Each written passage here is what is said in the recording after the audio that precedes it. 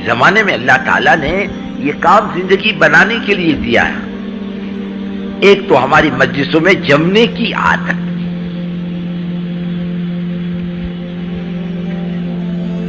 جمعوں کے بہت فائدہ ہے. ہمارے ایک بڑے میاں تھے, مر گئے, اللہ ان کی مغفرت کرے. 80 سال کی عمر تک اس شخص نے مسجد میں قدم نہیں رکھا. ایک دن بڑے مصیبت سے بمبئی کی تاجروں کی جماعت آئی کہ میں نے کہا تم بھی تاجر ہو, چلو. بڑے مشکل سے بڑے میاں کو لائے. بڑے میاں عشاء کی نماز میں لوگ سجدے میں گئے, بڈھا سجدے سے اٹھ کے بھاگا. تھوڑی دیر بعد اس کا لڑکا ہے, میرے باپ کے جوتے کا ہے. میں نے کہا میرے کو کیا بولے, تیرے باپ کے جوتے کا ڈھونڈ. ایسا حال. حضرت مولانا یوسف صاحب رحمۃ اللہ علیہ کا اجتماع تھا مالیگاؤں میں. میں گیا ملاقات کے لیے. کیوں آئے؟ اور دیکھو ایک بات سن لو میرے, پہلی سن لو. بولے کیا بات سننی؟ میں مولویوں کو اندر کے جیب میں رکھتا ہوں. بولے یہاں. میں کہا ٹھیک ہے, میرے کو بھی رکھ لو. تم کیوں آئے ہو؟ میں نے کہا دیکھو حضرت کا اجتماع ہے. کہاں؟ مالیگاؤں میں. اور 3 دن کے لیے چلو تو مناسب ہے. کیا ہوگا؟ اللہ اس کے رسول کی بات ہو رہی ہے اور میرے کو کچھ بات سمجھ میں نہیں آئی. میرے کو اس کو ہم کیا کریں, کوشش کرو سمجھنے کی, جمنے کی کوشش کرو. اچھا بولے میں چلوں گا 3 دن کے لیے.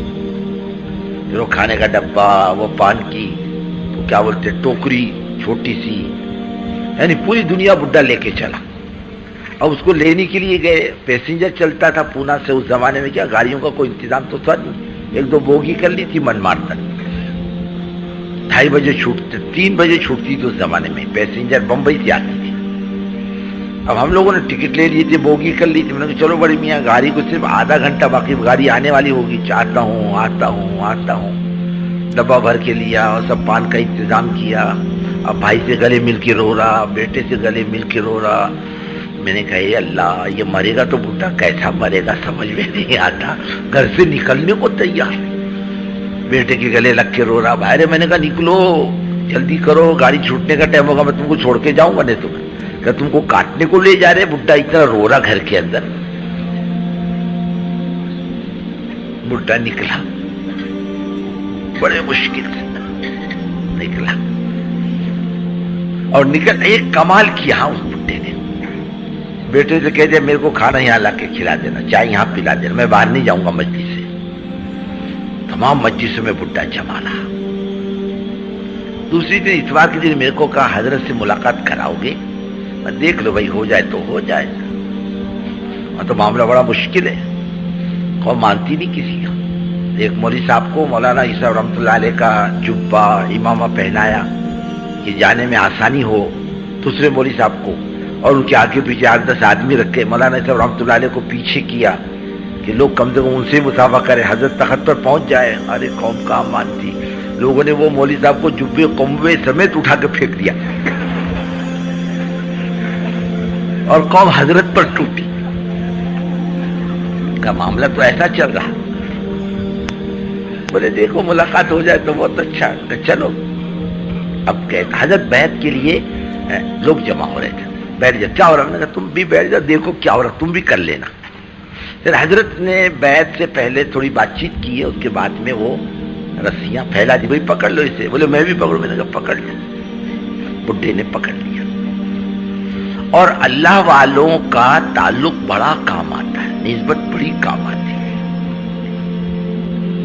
یہ کام کا تعلق بہت زبردست ہے. اللہ کرے ہمارے ہاتھ سے اس کی رسی نہ چھوٹے. حضرت نے بیعت کی, پھر دعا کی, پھر اٹھ کے چلے جاؤ. بڈھا روتے روتے روتے زمین پر لوٹ گیا. بڑے مشکل سے اٹھایا. بڑے میاں کی بیٹوں نے ناک صاف کی, پانی پلایا. میں نے کہا کیوں روتے ہو؟ کہ 80 سال کی زندگیوں کے بدعمالیاں سانپ بچھو بن کے ڈس رہی.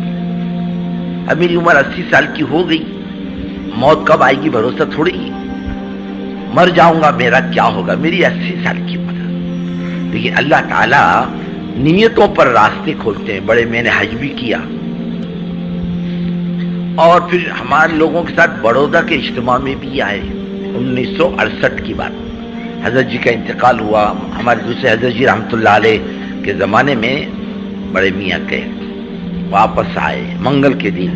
قرآن شریف پڑھتا تھا بڈھا, 28 پارے ہو گئے تھے بڈھے کی.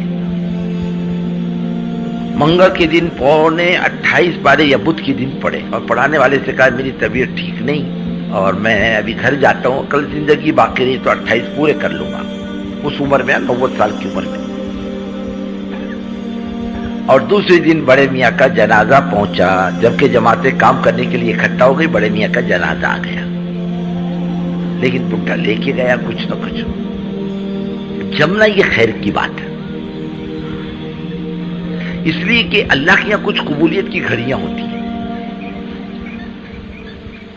اور اس موقع پر اللہ تعالیٰ کیسا ہی آدمی کیوں نہ ہو, گرے پڑے کو بھی قبول کر لیتا.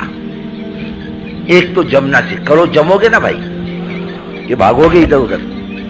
ارے بولو نا, اے عبدل چل چائے پینے کے واسطے, چل عبدل چائے پینے کے واسطے نہیں, یہاں جمنا.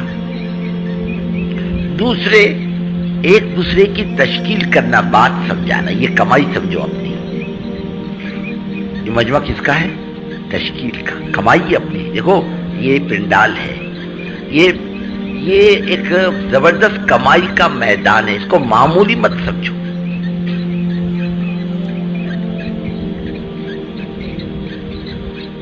دنیا بھر کی کمائی کر سکتے ہو آپ. ہر ایک آدمی کی آپ نے ذہن بنایا, تشکیل کی, اسے آمادہ کیا, کھڑا کر دیا اس کو. اس نے کہا لکھو بھائی میرے 4 مہینے انشاءاللہ میں جاؤں گا.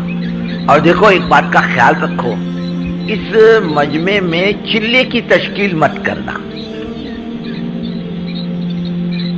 سوائے 4 مہینے کی. کتنوں کی تشکیل کرنا؟ 4 مہینے کی. یوں سمجھو 40 دن کی بات کرنا یہاں سب سے بڑا گناہ ہے. 40 دن کی بات ہی مت کرو. کون سی بات کرو گے؟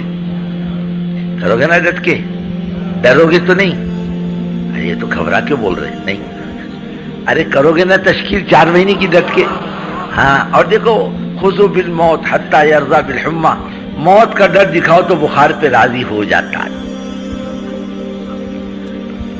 موت کا ڈر دکھاؤ تو بخار پہ راضی ہو جاتا ہے. ارے بھائی مرنا ہے کہ نہیں ہم دیکھو. ارے بولو نا, کوئی آئے گا 4 مہینے کے بعد واپس؟ ارے تو 4 مہینے یوں نکل جائیں گے, پتہ بھی نہیں چلے گا 4 مہینے کیسے نکلتے ہیں. یوں جھٹکے میں نکل جائیں گے 4 مہینے. آمادہ کرو, تیار کرو, اور جو ترغیب دو, بات سمجھاؤ, مسائل کا حل سمجھاؤ اس کو. یہ کمائی سمجھو اپنی. ہم نے تشکیل کی, وہ کھڑا ہو گیا, اپنے بستی کا, اپنے علاقے کا چودھری تھا, ذمہ دار تھا, پڑھا لکھا آدمی تھا, گھر کا ذمہ دار تھا. وہ کھڑا نہیں ہوا, اس نے پورے خاندان کو کھڑا کر دیا. کمائی ہوئی نہیں. وہ لوگ خالی نماز تھوڑی پڑھیں گے. ارے ان کے گھر میں ماحول بنے گا, نماز زندہ ہوگی, تعلیم زندہ ہوگی, تسبیح تلاوت کا رواج زندہ ہوگا, زکوٰۃ دینے کا رواج زندہ ہوگا, حج زندہ ہوگا, گھر کا ماحول بنے گا, گھر کی فضائیں بنے گی اعمال کی لائن سے.